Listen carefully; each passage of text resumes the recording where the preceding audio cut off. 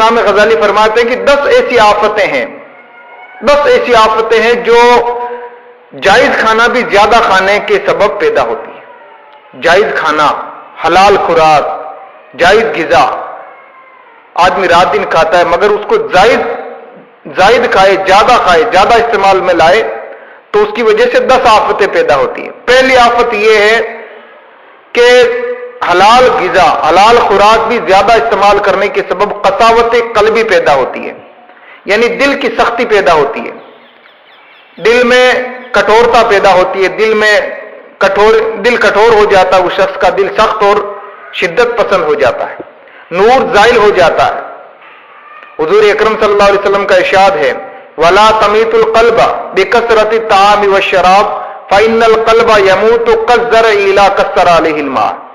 کہ دل کو مردار نہ بناؤ، زیادہ کھانے پینے کے سبب دل کو مردار نہ بناؤ، کیونکہ دل بھی مر جاتا ہے، دل بھی مردار ہو جاتا ہے، جس طریقے سے زیادہ پانی کے نازل ہونے سے زمین خراب ہو جاتی ہے۔ زمین کا کام ہے فصلیں دینا،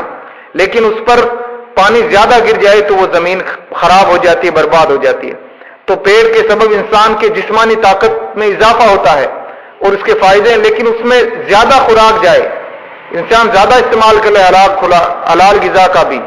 تو وہ نقصان دہ ہے۔ اس لیے حضور نے فرمایا کہ زیادہ کھانے اور پینے کے سبب دل کو نہ مارو، جیسے کہ زمین پر پانی زیادہ گرنے سے زمین کا نقصان ہوتا ہے۔ بعض صالحین نے کہا ہے کہ میدا جو ہے، جہاں انسان کھاتا ہے خوراک کھانے کی جگہ، میدا انسان کے دل کے نیچے ابلتی ہوئی ہنڈیا کی طرح ہے۔ ابلتی ہوئی ہنڈیا سے جیسے بخارات نکلتے ہیں، ویسے ہی میدے سے بخارات اٹھ کر کے دل کو چڑھتے ہیں، اور جس کی وجہ سے دل میلا اور خراب ہو جاتا ہے۔ دوسری آفت وہ ہے جو حلال اور جائز خوراک کو بھی زیادہ استعمال کرنے کے سبب پیدا ہوتی ہے، وہ یہ ہے کہ زیادہ کھانے کے وجہ سے اور زیادہ کھانے کے سبب انسان کے اعضاء میں فتنہ پیدا ہوتا ہے اور فساد برپا کرنے کی چاہت پیدا ہوتی ہے اور بیہودہ کاموں کی رغبت پیدا ہوتی ہے۔ وہ اس طرح سے کہ جب انسان خوب سیر ہو کے کھا لیتا ہے تو اس کے جسم میں تکبر آتا ہے، آنکھوں میں بدنظری کی خواہش پیدا ہوتی ہے، کان بری چیزیں سننے کے مشتاق بنتے ہیں، شرمگاہ شہوت رانی کا تقاضا کرتی ہے، قدم ناجائز امور کی طرف چلنے کے لیے بے قرار ہوتے ہیں۔ اسی طرح سے ہر عضو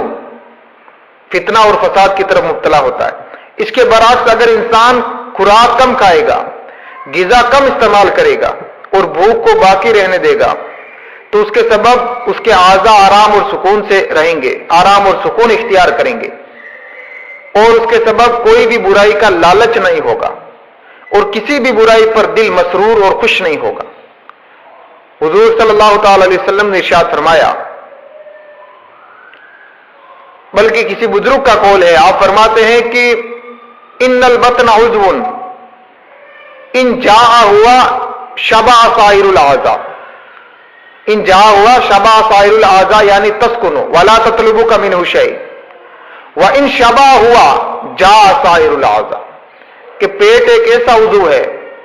کہ جب وہ بھوکا ہوتا ہے تو سارے بدن کے سارے اعضاء شکم شیر ہوتے ہیں۔ جب پیٹ بھوکا ہوتا ہے تو بدن کے سارے اعضاء شکم شیر ہوتے ہیں، اور جب یہ پیٹ ہی بھرا ہوا ہوتا ہے تو پھر بدن کے باقی اعضاء بھوکے ہوتے ہیں۔ اس کا مطلب یہ ہوا کہ جب پیٹ خالی ہوتا ہے تو اس وقت باقی اعضاء شکم شیر ہوتے ہیں، یعنی باقی اعضاء سکون سے رہتے ہیں، وہ کوئی چیز بندے سے طلب نہیں کرتے۔ لیکن جب پیٹ بھرا ہوا رہتا ہے تو باقی اعضاء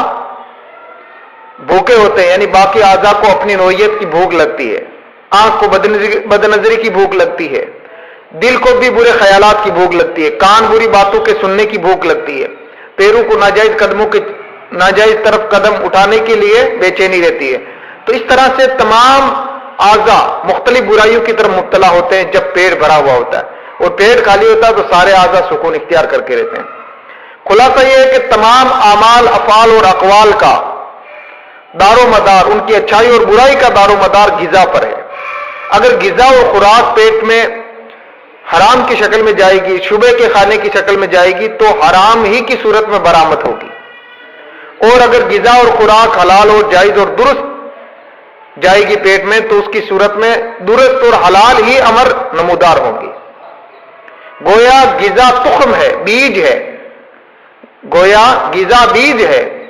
اور اعمال اور افعال غذا بیج ہے اور اعمال اور افعال اس بیج کے پودے ہیں. تو جس طریقے سے پودا